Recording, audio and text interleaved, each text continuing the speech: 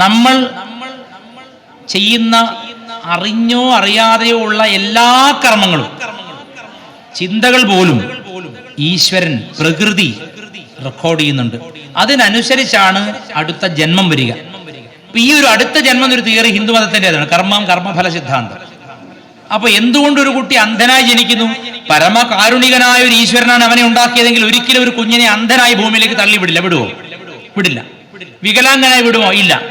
Cancer പോലെ അസുഖം കൊടുത്തു വിടുമോ? ഇല്ല. എന്തുകൊണ്ട് ഇത് വരുന്നു? നാം തന്നെ ചെയ്തു വെച്ച് വിതച്ചു വെച്ച വിത്തുകളെല്ലാം മുളച്ചു പൊന്നുകയാണ്. അതാണ് നേരത്തെ പാടിയത്. ചെയ്തതിനൊത്ത ഫലം നുകരുമ്പോൾ ചിരിതൂക്കും ചിലർ കരയും. ചെയ്ത ഫലം കർമ്മം അനുസരിച്ചിട്ട് ചിലർക്ക് ലോട്ടറി അടിക്കും, വീട് കിട്ടും, നല്ല കല്യാണം നടക്കും, ഹാഹാൻ ചിരിക്കാം. ചിലർക്ക് നേരെ വിപരീതമെല്ലാം നടക്കും. അപ്പൊ ഈ കർമ്മഫലം എന്നതാണ് ഈ ലോകം മുഴുവൻ. കർമ്മത്തിൽ നിന്ന് കമ്മ്യൂണിസ്റ്റുകാരന് ഒഴിവല്ല, BJP-കാരന് ഒഴിവല്ല, കോൺഗ്രസ്സുകാരന് ഒഴിവല്ല, ലീഗുകാരനും SDP കാരനും ഇന്ത്യയിലെ എല്ലാ പാർട്ടിക്കാരും ബാധകമാണ്. എല്ലാവരും. ഇനി പാർട്ടിയൊന്നും ഇല്ലാത്തവരും അതിലും ബന്ധമാണ്. കർമ്മഫലം രാഷ്ട്രീയം നോക്കിയോ ജാതി നോക്കിയോ വർണ്ണം നോക്കിയോ അല്ല വരുന്നത്. ബ്രാഹ്മണ ഗൃഹങ്ങളിൽ മന്ദബുദ്ധികളായ കുട്ടികൾ ജനിക്കുന്നില്ലേ? ഉണ്ട്. പറയന്റെ വീട്ടിലും ജനിക്കുന്നില്ലേ? ഉണ്ട്. അതിന്റെ അർത്ഥം എന്താണ്? കർമ്മം മാത്രമേ ഭഗവാൻ നോക്കുന്നുള്ളൂ. നിന്റെ ജാതി നീ ബ്രാഹ്മണനല്ലേ, അപ്പൊ നിന്റെ വീട്ടിൽ മാത്രം ഒരു കുഴപ്പമുണ്ടാവണ്ടെന്ന് ഒരു ഭഗവാൻ വിചാരിക്കില്ല. നീ ഏതെങ്കിലും ഒരു സ്വർണം ഭഗവാന്റെ കട്ടുകൊണ്ട് പോയിട്ടുണ്ടോ? നിന്റെ കുടുംബത്തിൽ അങ്ങനത്തെ കുട്ടികൾ ജനിക്കും, സംശയമില്ല. അല്ലെങ്കിൽ അസുഖങ്ങൾ വരും.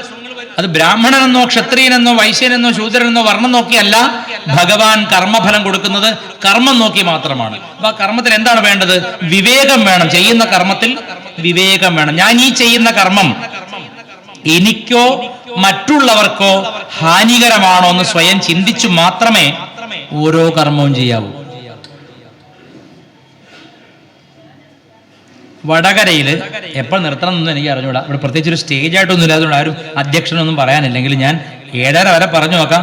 എന്നിട്ടും എൻ്റെ ഈ കാളിയമർദ്ദനം തുടരണമെങ്കിൽ നിങ്ങൾ പറഞ്ഞാൽ മതി, അല്ലെങ്കിൽ ഞാൻ നിർത്താം. 7:30 8 മണി വരെ ഉണ്ടല്ലേ? അത്രയും നിൽക്കാൻ പറ്റുമെന്ന് എനിക്ക് തോന്നുന്നു. ഇന്ന് ഞാൻ ബോധം കെട്ട് വീഴും, എനിക്ക് വയ്യ.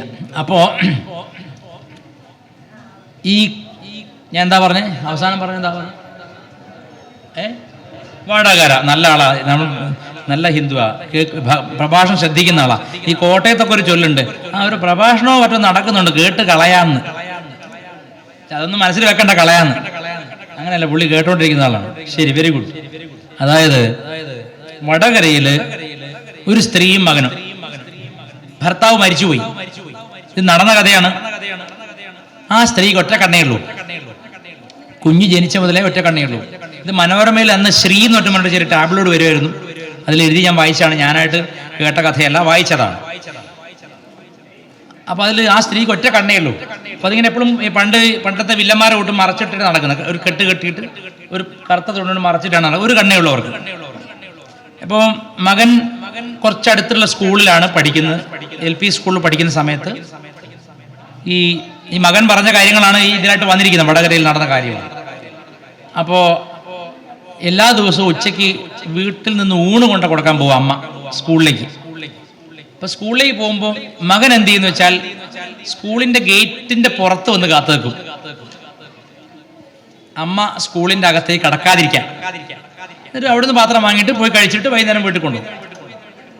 ഒരു ദിവസം എന്തോ ഒരു കാര്യത്തിന് അമ്മ അകത്ത് വന്നപ്പോൾ മകൻ വളരെ ക്രൂരമായി ചീത്ത പറഞ്ഞു. അമ്മ സ്കൂളിൽ വരണ്ട, പുറത്ത് നിന്നാ മതി എന്ന് പറഞ്ഞു. ഇപ്പൊ എന്താ കാര്യം എന്ന് വെച്ചാൽ പറഞ്ഞു, ഈ വടകര ഭാഗത്തൊക്കെ ഒറ്റക്കണ്ണന്മാർക്ക് ചൊക്കരക്കണ്ണെന്ന് പറയാം. ചൊക്കരക്കണ്ണ്, നിങ്ങൾ ഒറ്റക്കണ്ണിയാണ് നിങ്ങളെന്ന് എല്ലാ കൂട്ടുകാരും പറഞ്ഞ് കളിയാക്കുന്നു. അതുകൊണ്ട് നിങ്ങൾ വരണ്ട, പുറത്ത് നിന്നാ മതി.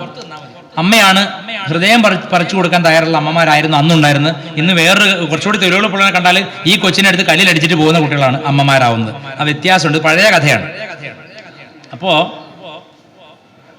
ഈ പയ്യൻ വളർന്നു, എന്തോ ജോലിയൊക്കെ കിട്ടി, ഒരു കല്യാണം കഴിച്ചു. കല്യാണം കഴിച്ചപ്പോൾ പിന്നെ അമ്മ അധികപ്പറ്റാണല്ലോ, എപ്പോഴും പല കുത്തുവാക്കുകളൊക്കെ പറയും. അമ്മയ്ക്ക് വയ്യാതായി. അപ്പം മകനും ഭാര്യയും കൂടി വളരെ വൈകാതെ വേറെ കുറച്ച് ദൂരെ ടൗണിലായിട്ട് വീടെടുത്ത് താമസിച്ചു. അമ്മ ഒറ്റയ്ക്ക് ഇവിടെ. ഇടയ്ക്ക് കാശ് അയച്ചു കൊടുക്കും, വല്ലപ്പോഴും കാണാൻ ചെല്ലും. അമ്മ കത്തുകൾ ഒരുപാട് അയക്കും, പക്ഷേ മറുപടി കൊടുക്കില്ല അവര്. അങ്ങനെ കുറെ അപ്പം അമ്മയെ കാണാൻ പോക്ക് നിർത്തി വരും. അവസാനം അമ്മ ഒരു കത്ത്, അമ്മ സ്വയം എഴുതുന്നതല്ല, അയൽക്കാരനെ ഒരുത്തരം കൂടെ എഴുതി അയപ്പിക്കുന്നതാണ്. അമ്മ ഒരു കത്ത് എഴുതി അയപ്പിച്ചു. മോനെ, അമ്മ എങ്ങനെ ചൊക്കരക്കണ്ണിയായി നിനക്ക് അറിയാമോ? അമ്മ ചൊക്കരക്കണ്ണിയായ കഥ പറഞ്ഞിട്ട് മോൻ ഇനി വന്നാൽ മതി. കാരണം വർഷങ്ങളായി ഒരു ചെല്ലാറില്ല. അതായത് ചെറുപ്പത്തിൽ ഈ കുട്ടിക്ക് ജനിച്ചപ്പോഴേ കണ്ണിന്റെ എന്തോ ഒരു പ്രശ്നം ഉണ്ടായിരുന്നു അത്രയും. അപ്പൊ ഈ സ്ത്രീയുടെ എന്തോ ഒരു സഹായത്താലാണ് കുഞ്ഞിന് കണ്ണു കൊടുത്തതാണ്. ആ ടാബ്ലോയിൽ മനോരമയാണ് എഴുതിയത്, അതുകൊണ്ട് 75% എടുത്താൽ മതി. അങ്ങനെയാണ് ആ സ്ത്രീയുടെ ഓപ്പറേഷൻ കണ്ണിന് കഴിയാൻ കാരണം കുട്ടിക്ക് കാഴ്ച കൊടുത്തിട്ടാണെന്നാണ് അതിൽ എഴുതിയിരിക്കുന്നത് എന്ന് പറഞ്ഞ് ഇത് കണ്ടപ്പോൾ മകൻ വല്ലാത്ത പശ്ചാത്താപം ഉണ്ടാവുകയും ഇവൻ അമ്മയെ കാണാൻ പുറപ്പെട്ടു പോവുകയും ചെയ്തപ്പോഴേക്കും അമ്മ ഇവിടുന്ന് സ്ഥലം വിട്ടു, മരിച്ചു. നമുക്കറിയാത്ത എത്രയോ ത്യാഗം ആരൊക്കെയോ എടുക്കുന്നുണ്ടാണ് നമ്മുടെ ജീവിതം സുഖകരമായിരിക്കുന്നത്. നമ്മൾ ഒറ്റയ്ക്ക് ഉണ്ടാക്കിയതല്ലാതെ. സൂര്യൻ ഉദിക്കുന്നതും കൃത്യസമയത്ത് മഴ പെയ്യുന്നതും കൃത്യസമയത്ത് വെയിലുണ്ടാവുന്നതും അന്നാദികൾ വിളയുന്നതും അത് ആരൊക്കെയോ കൊയ്യുന്നതും മെതിക്കുന്നതും ആരൊക്കെയോ വെയർ ഹൗസിൽ എത്തിക്കുന്നതും അവിടുന്ന് നെല്ലാക്കി അത് അരിയാക്കിയിട്ട് ഇവിടേക്ക് ലോറിയിൽ കൊണ്ടുവരുന്ന ഒക്കെ ആരൊക്കെയോ ആണ്, നമ്മുടെ ബന്ധുക്കളൊന്നുമല്ല. ഏതൊക്കെയോ മതക്കാർ, ഏതൊക്കെയോ ജാതിക്കാരാണ്. ഇവർക്കെല്ലാം സൗഖ്യം ഉണ്ടായെങ്കിൽ മാത്രമേ നമുക്ക് ഉണ്ണാൻ പറ്റുള്ളൂ. ശരിയല്ലേ? അപ്പൊ ഈ ലോകാസമസ്ത സുഖിനോ ഭവന്തു എന്നുള്ള പ്രാർത്ഥനയുടെ ആ വ്യാപ്തി അതാണ്.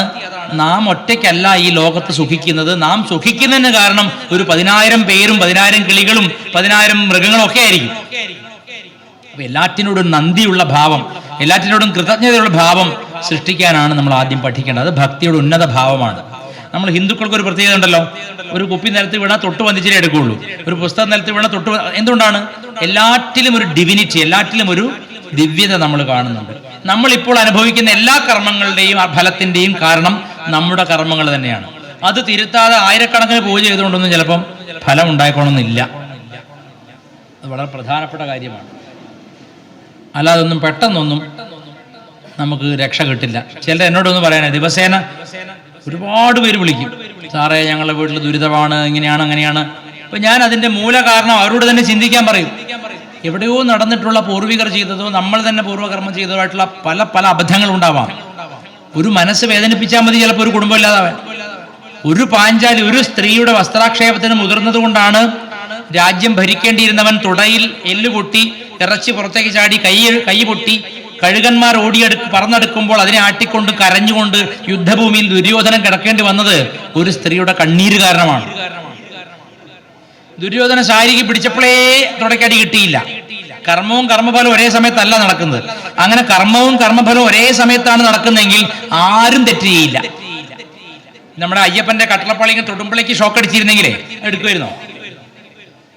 ഇല്ല. അല്ലെങ്കിൽ ഗുരുവായൂരപ്പന്റെ അവിടുന്ന് കാശിങ്ങനെ എടുക്കുമ്പോഴേക്ക് ഷോക്ക് അടിച്ചാൽ സംഭവിക്കില്ല. അപ്പോഴല്ല കിട്ടുക. അത് ഗുരുവായൂരപ്പൻ ഒരു കളിയാണ്, അതൊക്കെ ഒരു ലീലയാണ്. എങ്ങനെ കർമ്മഫലം കൊടുക്കണം, അതിൽ ഹണ്ടിങ്ങിന് പ്ലഷർ ഉണ്ട്. അത് ശരിക്കും മനസ്സിലാക്കി ഗുരുവായൂരപ്പന്റെ ശരിയായ സ്വഭാവം മനസ്സിലാക്കണമെങ്കിൽ ഭാഗവതം മാത്രം വായിച്ചാൽ പോരാ, ഒരു സിനിമയും കൂടി കാണണം. അതെന്ത് വർത്താന? ഭക്തി പ്രഭാഷണം പറഞ്ഞ സിനിമ കാണാൻ പറയാണെന്ന് ചോദിക്കണ്ട. പിൻഗാമി എന്നൊരു സിനിമയുണ്ട്. പിൻഗാമി മോഹൻലാൽ അഭിനയിച്ച പടമാണ്. പട്ടാളക്കാരനാണ് മോഹൻലാൽ. അയാൾ നാട്ടിൽ തിരിച്ചു വന്നിട്ട് അയാളെ കുടുംബത്തെ ഇല്ലാതാക്കി ഓരോരുത്തരെയും രസിച്ചു കൊല്ലുന്ന കഥയാണത്. ഗുരുവായൂരപ്പൻ അങ്ങനെയാണ്, പെട്ടെന്ന് കൊടുക്കണമെന്നൊന്നുമില്ല. ഏതൊരു നോവൽ ഞാൻ വായിച്ചിട്ടുണ്ട്, revenge taste is better when it is served called.